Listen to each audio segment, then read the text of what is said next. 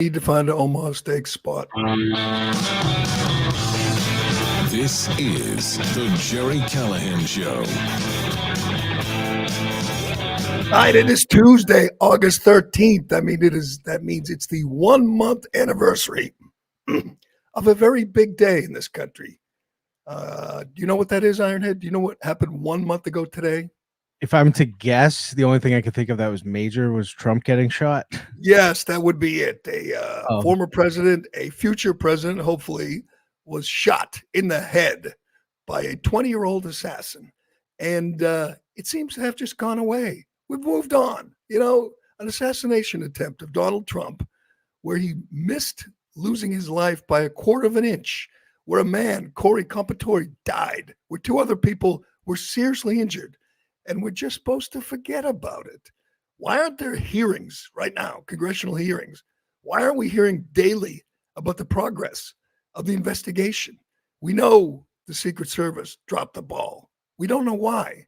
We really don't.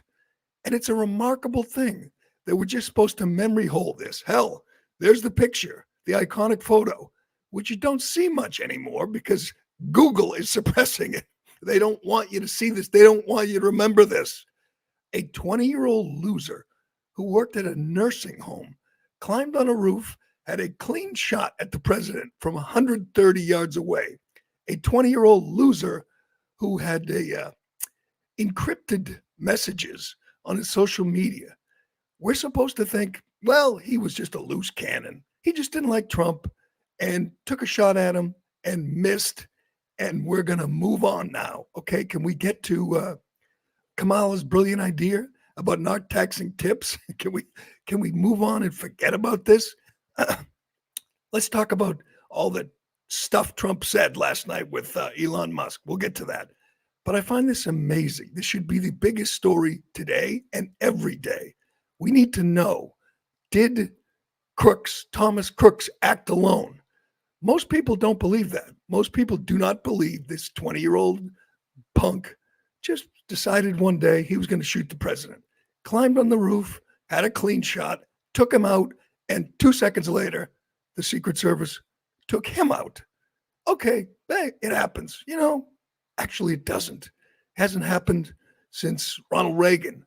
A president hasn't been assassinated in 60 years. And this president came within a millimeter of losing his life. And we're supposed to say, let's move on now. Well, I guess we're all going to move on now. I guess we're just going to say, you know, he was just a troubled young man. I don't believe it. I don't believe he acted alone. I'm sorry. As I say every day, this current administration, the media, the current climate we're in has turned us all into Alex Jones. We're all conspiracy theorists. I believe there is some kind of conspiracy here. I'm not sure the Secret Service was involved, but I have questions. They were either incompetent or it was intentional, one or the other. And I think most people don't know the answer to that right now. We're still not sure. And I guess maybe if Trump wins, they'll investigate it. But what if he loses? You think Kamala Harris's DOJ is going to get to the bottom of this? You think the FBI, who's investigating this, who did everything they could to make sure Trump lost 4 years ago, who worked on behalf of the Biden campaign to unseat the sitting president, those guys are going to get to the bottom of this? I have my doubts. I think everybody has their doubts. Democrats just want it to go away. The media wants it to go away. They want you to think Thomas Crooks was a lone gunman, had no help, and just happened to get lucky that day that the Secret Service did not have anyone on the roof because, you know, it was hot and the roof was sloped. And the Secret Service wants to blame the local police, which is absurd on every level. Absurd that the Secret Service, whose only job is to protect this man on that day, and they want you to say, oh, those local cops, those detail guys, they were supposed to be over there. They screwed up. Sorry. Can we move on now? Trump talked a lot about this last night in his conversation with Elon Musk on X. I listened to the whole thing. It was long. It was entertaining at times. It was just a casual conversation between the richest man in the world who owns X and a candidate for president. And immediately afterwards, Musk tweeted he would gladly do the same thing for Kamala Harris, which we know will never happen. Kamala Harris can't talk for a minute to friendly media, to her supporters in the media. She would never spend an hour or two on X with Elon Musk. She can't do it. She won't do it. We are now 23 days from the coup, which removed Joe Biden from the race. Joe Biden admitted it. They pressured him. They told him he had to get out. Nancy Pelosi has admitted it. It was the definition of a coup. So they removed Joe Biden, who was losing in all the polls and was going to be a drag on the down ticket races. And they installed Kamala Harris, who 2 months ago was the least popular vice president in modern American history, who 4 years ago pulled out of the race. The last time she ran for president, when she was polling at 1%, she pulled out of the race before the first primary. She was less popular than Tom Steyer, than Amy Klobuchar. She was a disaster as a candidate. And now she's a cultural icon. Now she's showing the power of joy. We have never seen, at least in my lifetime, we've never seen a propaganda campaign like this. We've never seen the mainstream media more dishonest, more in the tank for one party, for one candidate. What we're watching is not real. What we're watching is, as J.D. Vance said, a movie. It's not a campaign, it's a movie.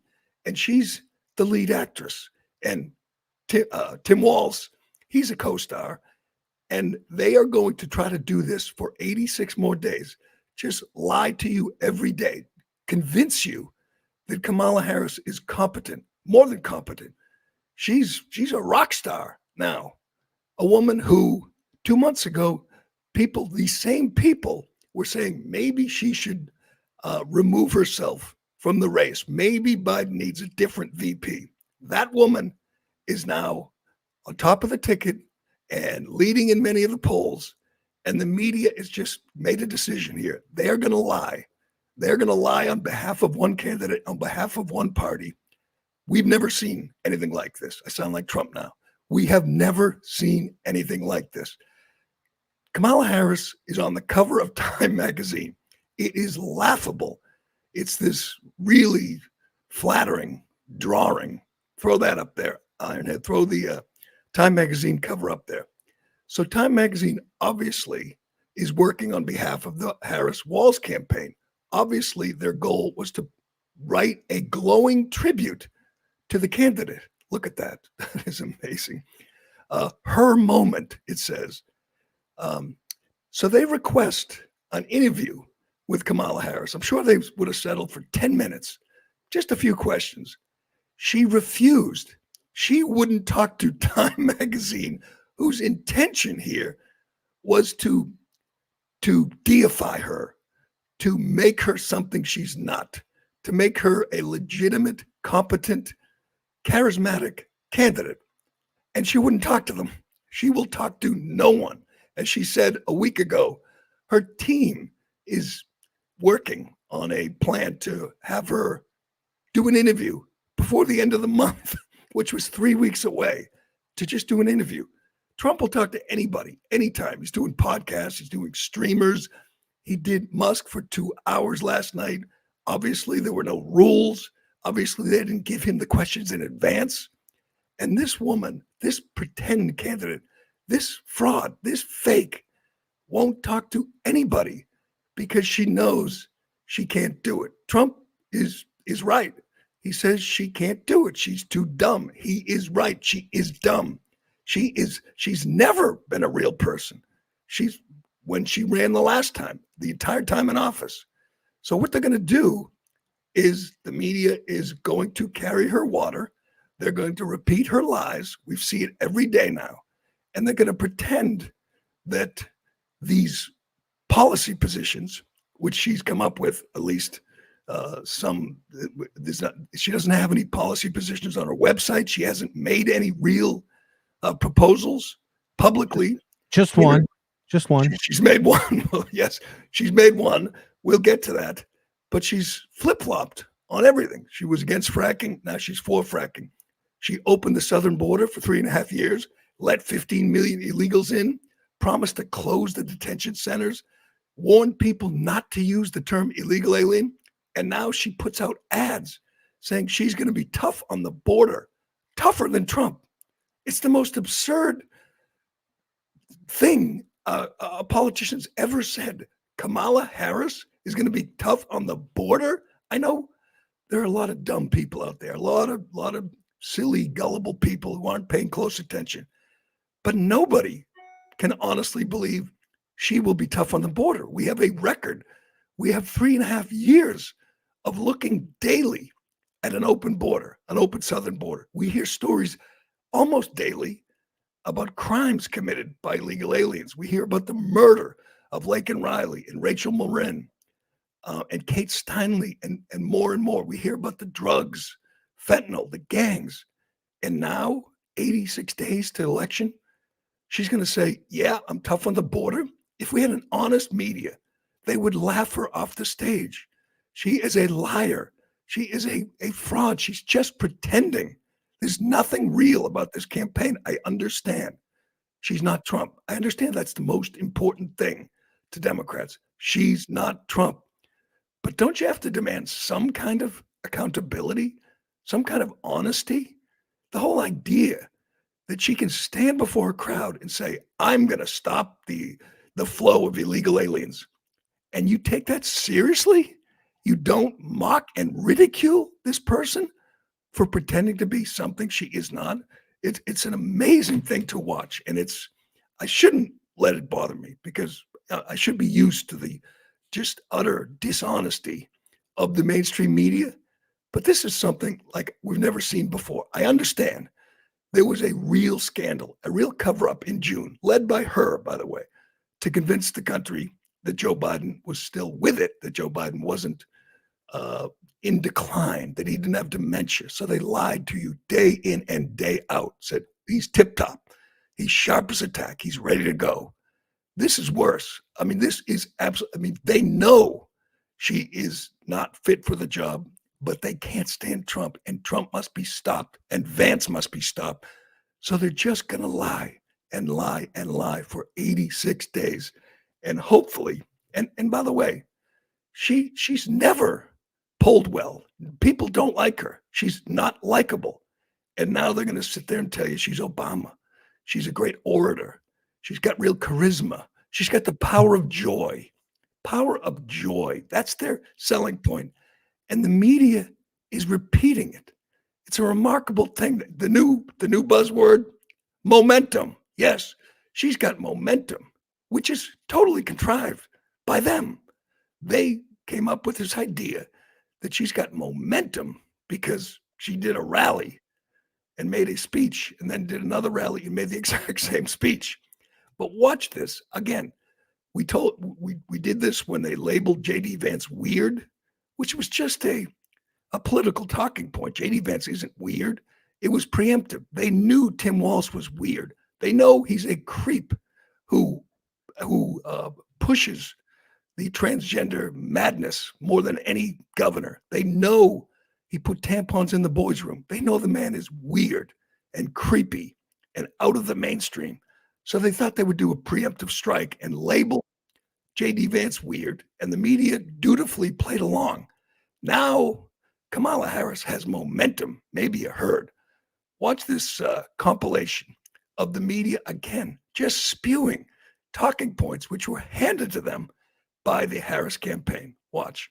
Battleground momentum. New numbers showing the Harris-Walz ticket is gaining ground. Vice President Harris gaining momentum. Momentum in some key states. This morning, Vice President Kamala Harris gaining momentum. Gaining momentum. Gaining momentum. But look, this momentum, keeping the momentum. Harris's momentum. Harris's momentum. You can't slow down the momentum. It's remarkable momentum. Mission number one is create the momentum and then keep the momentum. What does momentum look like in the polls? Kamala Harris is doing two things here. Number one, momentum, and number two, momentum. But take a look here. Clear momentum. So momentum it is today. Momentum it is. Democrats ride a wave of momentum. She does have that momentum. The Democrats are riding a wave of momentum, generating a kind of momentum. The Harris team is going to want to keep this momentum. Keep the momentum going. They want to keep that momentum. The momentum here is amazing. The crowds are literally insane. This momentum, it just seems day in and day out to keep getting more powerful by the day. The trend is heavily towards Harris, and it's rushing towards Harris in recent weeks. The vice president at this point throwing the equivalent of a no-hitter in the first 3 weeks of her campaign. Oh, my God. With the Democratic convention next week. A no-hitter. All right, quick question for all these absolute useful idiots. What did she do to earn that momentum, to create that momentum? What did she say? Tell me one thing she has done or said. It was all the delegates that she got. It was all the votes in the primary. Yeah. I mean, again, a woman who received no votes, no delegates, won no primaries, has never been popular nationwide. And they want you to convince you that her campaign is just flawless and gaining all this momentum. Why? Explain that. Just fill in the blank. Tell me why she has all this momentum. They can't. She has done no interviews. She's done no press conferences. She's made no proposals. She's lied repeatedly about the border and about fracking and about drilling. She's a liar and a make-believe Manchurian candidate here. And she would be nowhere without the help of the mainstream media. She would be nowhere without these stooges just lapping it up and regurgitating her campaign talking points. We saw that this weekend. We're going to get to J.D. Vance because this was a fascinating day for Vance, who went on 3 Sunday talk shows, sat with 3 hostile reporters, I should say, Harris surrogates pretending to be reporters, and he was masterful. That's 3 more interviews than she's done in ever. Forget the campaign. She's never sat down for interviews like this with a hostile reporter, and she never will. She's going to sit back like Biden did 4 years ago and let these people do her campaigning for her. And I guess half the country's okay with that. They don't want to hear from her. They're fine. She's hiding. She's ducking. And they're cool with that. Yeah, we don't need to hear from her. She's not Trump. And again, Trump sat for 2 hours last night with Musk. This woman can't sit for 2 minutes with Jonathan Karl or George Stephanopoulos or Joy Reid, people who love her, who support her wholeheartedly, and she will not give them a minute of her time.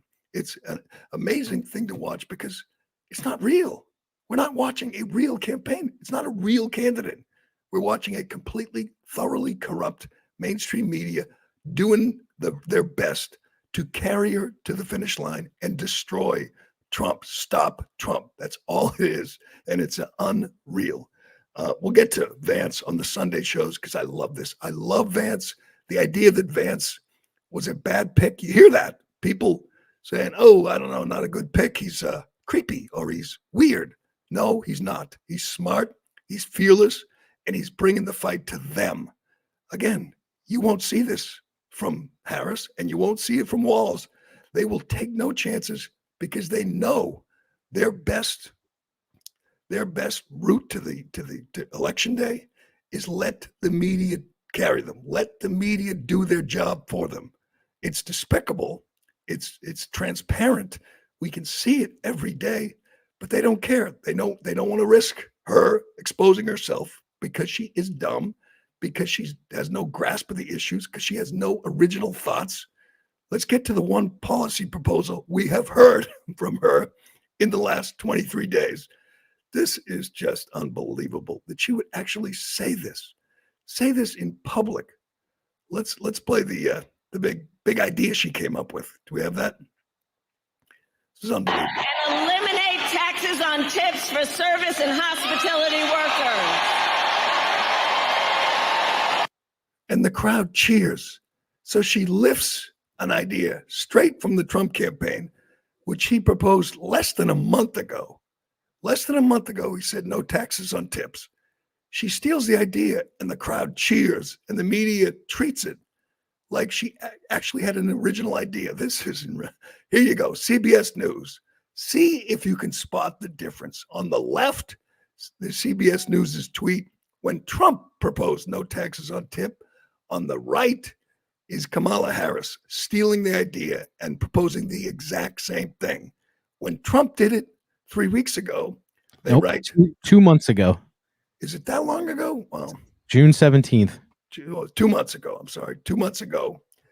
They write Trump's vow to stop taxing tips would cost the federal government up to $250 billion over 10 years, according to a nonpartisan watchdog group.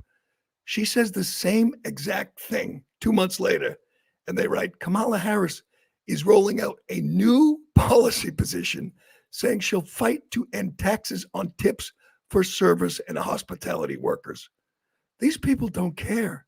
They don't care. They have no dignity, no pride.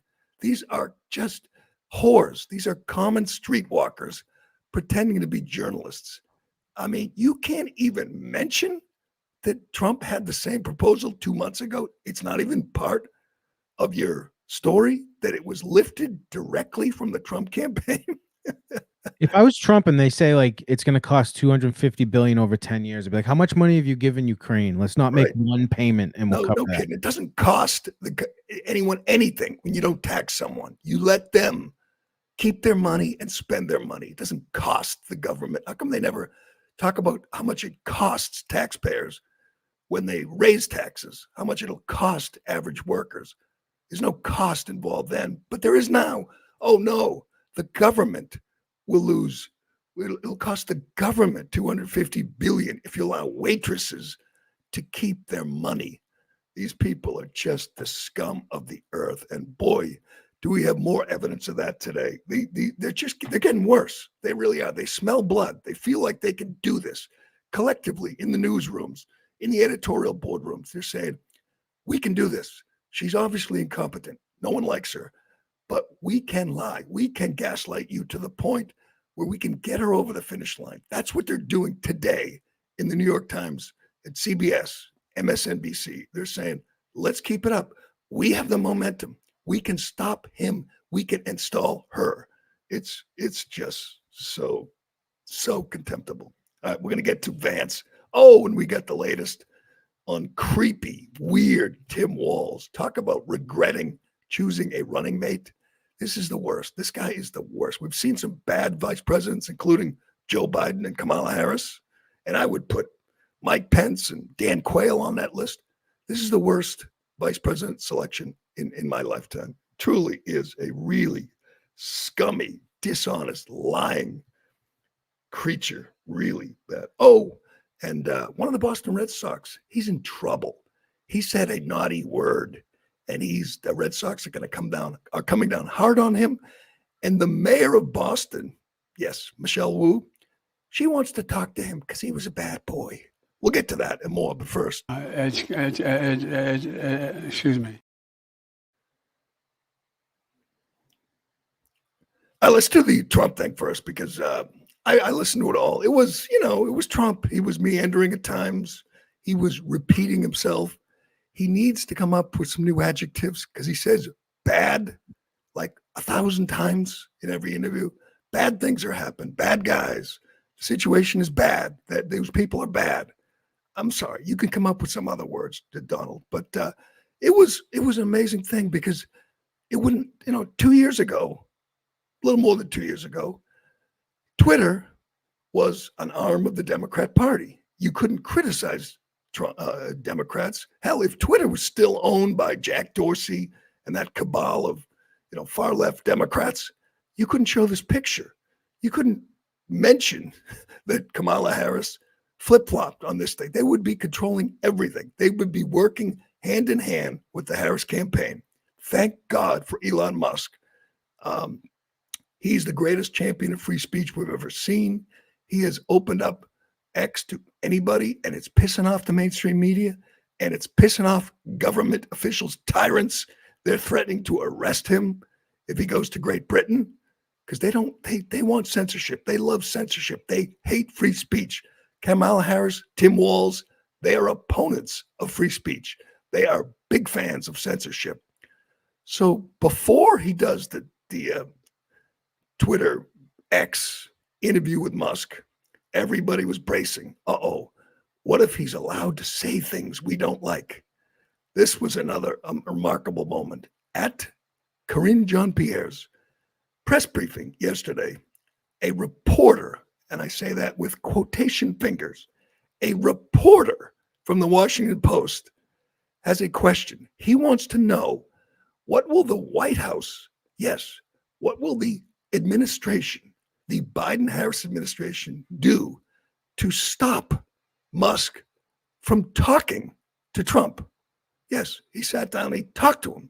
It was a conversation. Again, there wasn't a script. It was just two famous guys, powerful guys, talking about the issues, about the campaign, about the assassination attempt.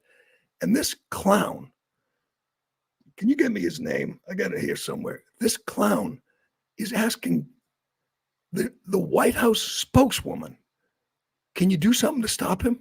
This is a member of the media. The lack of self-awareness here is just staggering.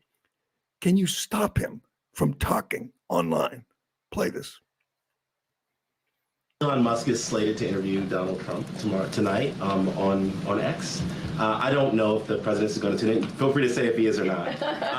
But I think that misinformation on Twitter is not just a campaign issue. It's a America issue.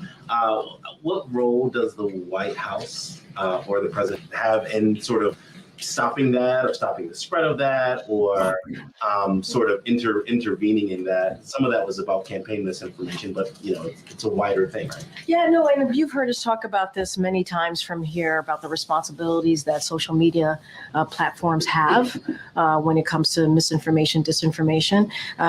Don't have anything to read out from here about specific ways that we're working on it, but we believe that they have a responsibility. These are private companies, so we're also mindful of that too. But look, it is. I think it is incredibly important to call that out as you're doing. I just don't have any specifics on what we have been doing internally as it relates to the interviews, and that's something that I'm tracking, and I'm sure the president's not tracking it either. Unbelievable. That is just beyond belief that a journalist asking the White House, what can you do to stop him? Keep in mind, there's no purveyor of misinformation worse than the Washington Post. Or the White House. These are people who told you, the vaccine would stop the spread, that masks will stop the spread. These are people who told you Trump was colluding with Russia. They were telling you that Trump said the people in Charlottesville, the white supremacists, were very fine people. They traffic in misinformation every day. It's what they do. And they want to stop Trump from talking because he might spread some misinformation. These people hate the First Amendment. They're journalists. Their job is protected explicitly in the First Amendment, and they hate it. They want to live in North Korea. They want to live in England, where they can arrest you for Facebook posts. They like that. They see that and they say, damn, why can't we do that here? Why can't we arrest him when he goes on X? It says something we don't like. So I can't find that guy's name. According to Twitter, his name is so-called journalist and a Washington Post journalist. Journalist. I guess he's just not smart enough to understand how ridiculous that sounds, because you wouldn't say it. Maybe you'd say it off the record and call her aside. What are you doing to stop? That's the word he used. Stop an American from speaking to another American online. And the X was hacked and it was delayed. You knew they were coming at him and it was delayed, but it was fine. He got up, he talked. I never thought it would end. Trump would have sat there till 4 a.m. if Musk wanted to. Trump was tweeting he's back on Twitter, which is big. I think he was tweeting at like 12:30 this morning and then tweeting again at 6:45. He's old. He's 78, but man, he is tireless. Joe Biden is sleeping on the beach while the world is on the brink of a major war, and Trump doesn't sleep, doesn't slow down, doesn't stop. It's quite the contrast, and I know that's why he did it, because he wants to show the contrast that one candidate will not agree to a 5-minute interview with Time Magazine, and the other candidate is sitting there for 2 hours and talking to anybody and everybody who wants to talk to him. And Vance is the same way. Vance, also, don't forget too, one candidate is very blatantly tweeting himself. Yeah, it's true. We know that. And the other candidate doesn't even know how Twitter works. Does anyone think she has ever tweeted anything herself? I mean, at least not since she's been vice president. And Trump is obviously tweeting himself, and he's getting a little jiggy. Makes me nervous sometimes when he starts with all the caps. And there's going to be days in the next 86 days where I cringe and say, don't do that. Don't, Donald. Don't tweet about Brian Kemp. Don't tweet about Rosie O'Donnell. Let's focus. He needs to focus. It's a lot to ask of Trump. And I wish Trump were as good at this as J.D. Vance, who is great at this. Going in the lion's den, sitting down with his opponent's campaign. These are surrogates of the Biden campaign. These are not reporters. He knows it. This is CNN, Dana Bash, who this entire interview just had this look on her face like, I hate you, J.D. Vance. I hate everything you stand for. But Vance is fearless, and he's smart, and he just owned these lick spittles for Kamala Harris. I hope he does this every Sunday. I hope he does it every day, because he's really good at it. And I have to be honest, I want him to win as much as Trump. I mean, I know Trump's a one-termer. I want this guy to be in the White House for the next 12 years, because this is what we need, a fighter, a really smart fighter. That's what I ask. That's all I ask. I need a smart, articulate, fearless fighter for the cause. And that's what he is. We got all these cuts. He was great. He sat down with Dana Bash and Jonathan Karl, a couple of just shameless stooges for Biden Harris. What do we got here? Is this him talking about Walz? I love this. Just so you know, Walz got caught lying. Walz is guilty of stolen valor. There's no question about it. He lied about his rank for years, claiming he was a command sergeant major when he was demoted, when he quit on his troops before they went to Iraq. He knew they were going to Iraq. Everybody who served with him has made that clear. By the way, it says a lot about the guy that all the people, literally all the people who served with him, they hate him. They call him a coward. The guy who replaced him and went to Iraq, this guy, Tom Behrens, he called him a traitor and a coward. He did that on CNN, by the way. I don't think they're going to let him on again, because he told the truth and they can't stand it. They are just spinning for doing damage control for their chosen candidate. They don't like when someone points out that Tim Walz is a liar and a fraud. They hate it. And thankfully, Vance is unafraid. He went there and they can't stand it. Watch this.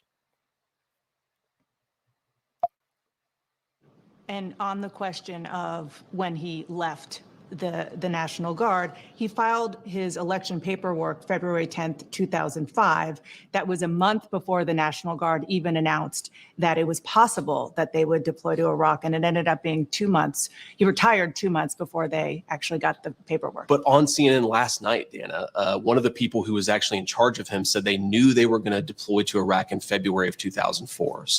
Fall of 2004. So he knew he was going to Iraq. He decided to quit, to retire, whatever word you want to use. Retire. Because whatever. Retire. He didn't quit.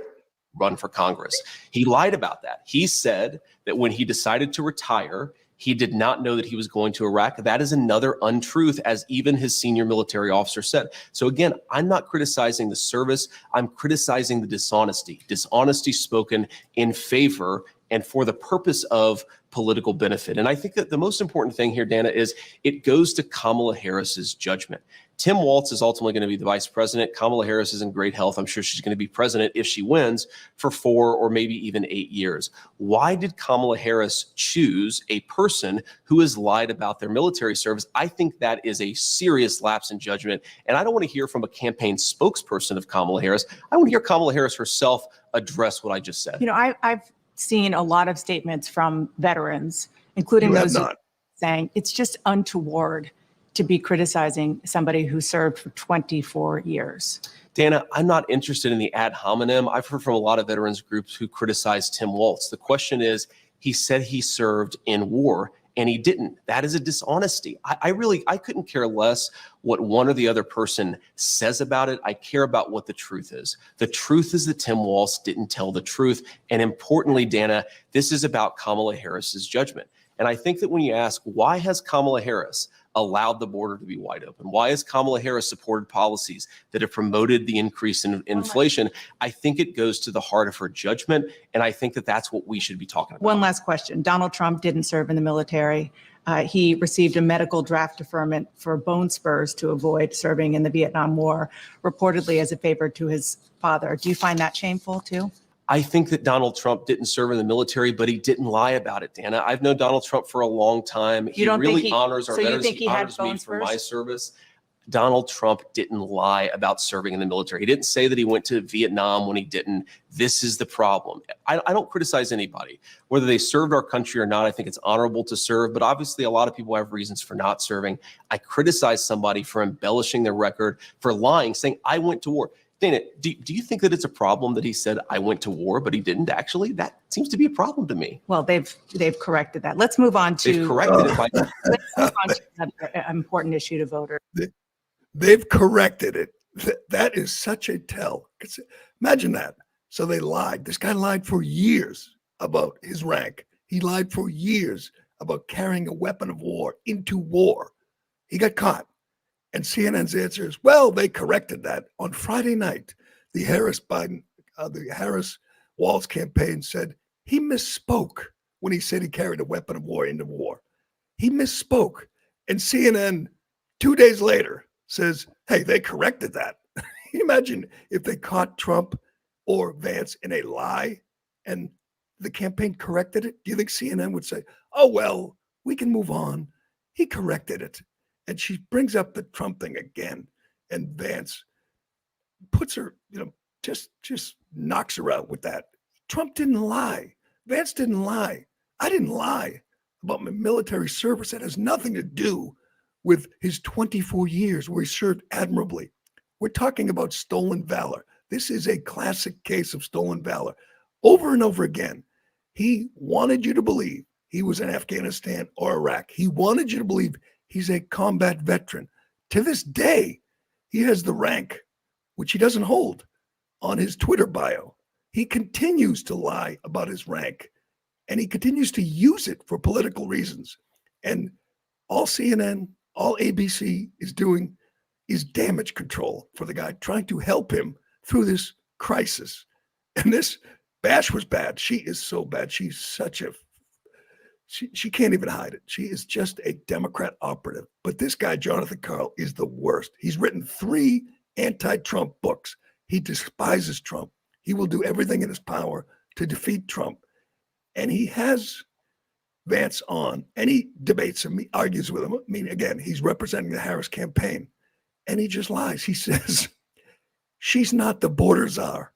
Any reporter, quote, reporter who says she's not the border czar is just revealing themselves to be just a servant of the Harris campaign. Of course she was the border czar. When they deny that, they're lying. But they know people like this, just whores like Jonathan Karl, will repeat their lies. And again, Vance will have none of it. Watch this.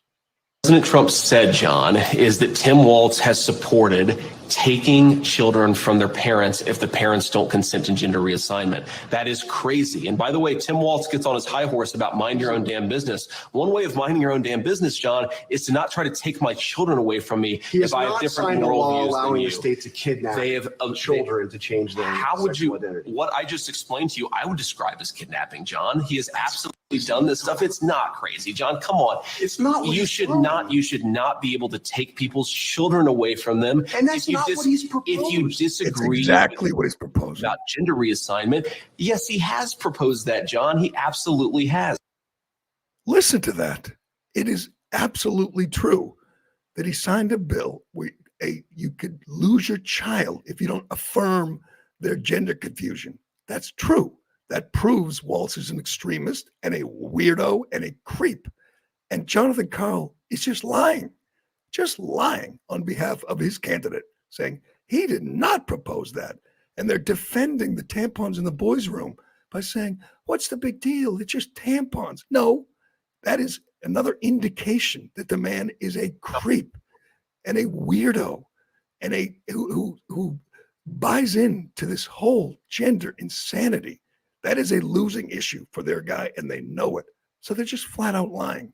Do you have that quick compilation of Jonathan Karl saying she's the border czar? He said it over and over again. And then when he sits down with Vance, he says, she's not the border czar. These people are just shameless. They are just absolute embarrassments to their profession. I mean, they don't even stop for a minute, look in the mirror and say, didn't I used to be a journalist?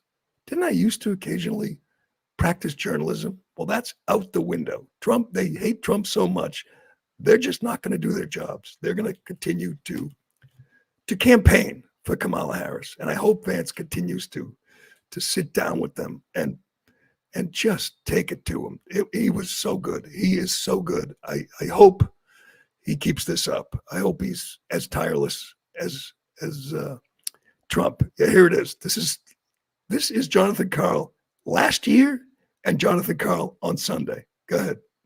It was back in 2 years ago, more than 2 years ago, that the president put Vice President Kamala Harris in playing a critical role in terms of trying to stop the flow of migrants across the border. I mean, she was more than 2 years ago. She got this responsibility. No, she's not actually. She wasn't the border zone. Same guy. She was in charge of the border. You know, she wasn't actually the border czar.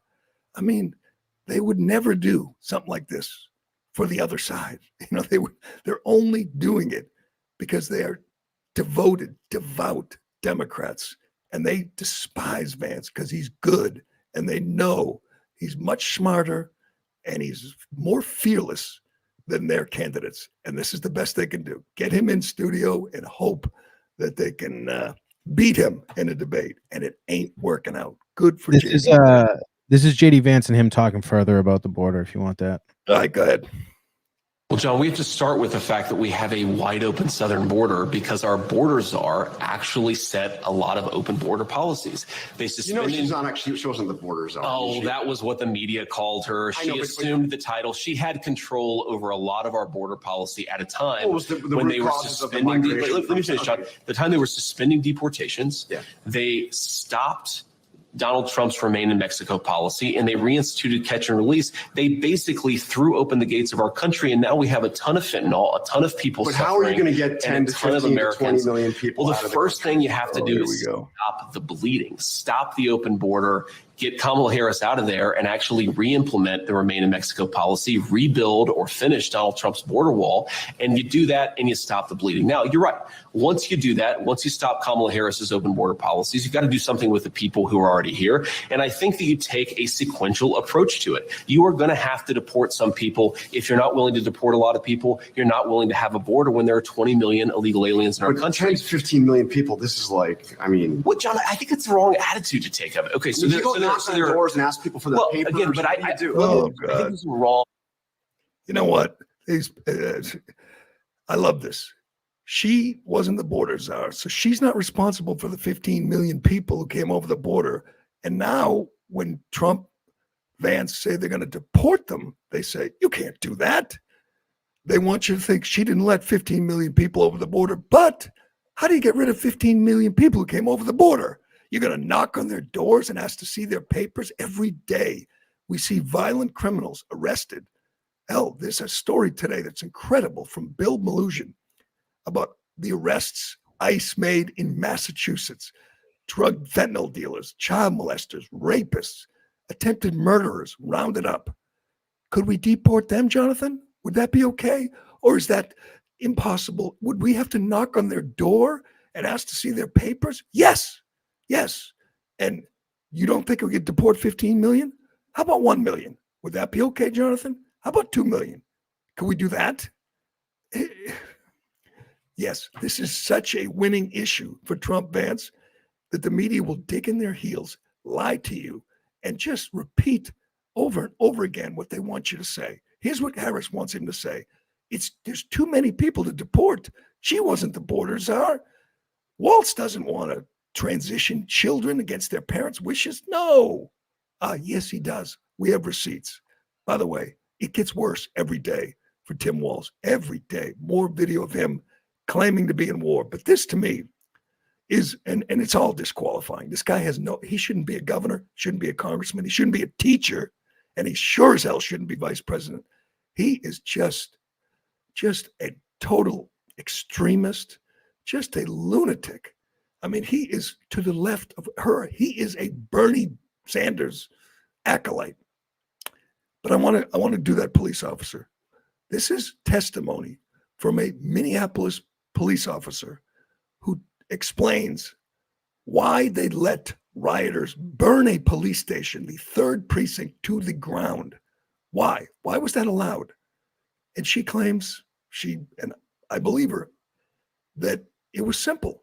The governor, Tim Walz, told them, abandon the police station, let the rioters, the criminals, have it. A police station. This was huge at the time. They burned it to the ground. The cops ran for their lives. And why'd they do it? I mean, the cops have guns. They're cops. They could have protected the police station. They abandoned it for one reason. Tim Walz told them to. Watch this. Police officers testified at the Minnesota Senate today. The officers are all board members for the Minneapolis Police Federation. And as Esme Murphy reports, they offered up a scathing critique of government and police leaders during the riots following George Floyd's death. That's not what we stand for. Her voice shaking, Minneapolis Police Sergeant Anna Hedberg says during the riots, officers were abandoned by state, city, and department leaders. To watch them go through that was so heartbreaking. To know that they could have died because we were not allowed to respond the way that we have been trained to respond. During the riots, the officers were told they could not wear protective frog suits, but were still hit and injured with bottles, cement, and more. Sergeant Hedberg blames state, city, and department leaders for the abandonment of the 3rd precinct. I heard the governor say, give it up. It wasn't directly to me, it was through a phone call. How the governor says, give up the precinct. I mean, that's demoralizing for this whole state. And the 3 described a demoralized police force with dozens of officers planning to retire or quit. I believe I speak for every Minneapolis cop when I tell you that I've never been more publicly humiliated. They also described a city out of control. The crime is rampant in Minneapolis right now. That is unbelievable. The governor said, give it up, abandon the precinct, let the rioters, the arsonists, the anarchists have it. How do you, Jonathan Karl, Dana Bash, what do you think? Did he actually say that? Oh, he didn't. That's what they're going to say today. He never said that. There's no proof he said that. You know why he did it? Because he sympathizes with the rioters, the anarchists, the lawlessness. Those are his people. Those are Harris voters in his mind. So he let them burn city blocks, destroy lives. And that guy is now on the ticket with Kamala Harris. And by the way, he's hiding too, because he knows he'll be forced to answer questions about this, what he did during the George Floyd riots, how he lied about how George Floyd died. He's going to have to keep hiding because he's just a disgrace. All right, before we go, we got to get to this Red Sox story quickly. Jaron Durant screwed up. He uttered a homophobic slur. At least that's what they call it. I don't think it is. I think it's just a dumb playground insult that guys say to each other.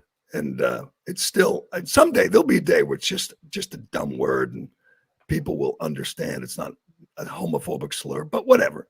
I guess it still fits the definition. So he said it to a heckler. and he's in trouble now. And the mayor Wu of Boston, wants to sit down with him.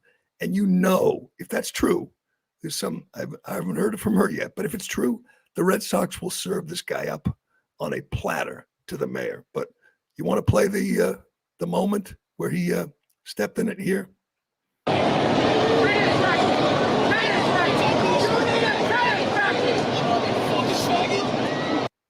And that's it. He just, heckler got under his skin. He responded. The Red Sox have suspended him for 2 games without pay. They're going to donate his salary to some LGBTQ organization. And, he'll be forced to bend the knee to the mob. He'll be forced to do something and, I don't know, maybe wave a pride flag. But what business is that of the mayor? What I'd like to know. If he sits down with her or whatever, meets with her, he's just going to have to grovel. And the Red Sox will make him do it because they're the most woke organization in sports. They're going to have to make Pride. They're going to have to make, Pride Day even bigger, Pride Month even bigger next year. The BLM sign, which is the longest, the biggest in the world, they were proudly proclaimed. They're going to have to make it even bigger to fend off the mob on this one. But this guy screwed up, apologized. We'll sit out for 2 games, but it won't be enough. You watch. They will just keep coming until he opens a vein and bleeds for them. That's what they're going to demand. They want him. They want his head. Hopefully, he says, screw you to the mayor, because she's got no business sticking her head. She's said more racist things than he ever would. She's the one who held a no whites allowed Christmas party. She's the one that treats the merchants, the restaurateurs in the North End differently because they're white and they don't vote for her. So they got to pay to put a table on the sidewalk where the other neighborhoods do not. I hope he tells her to screw, but I have my doubts. He's a Red Sox. Red Sox are woke. Red Sox are as PC as it gets. So they will throw their star to the wolves. You watch. But that will do it for today.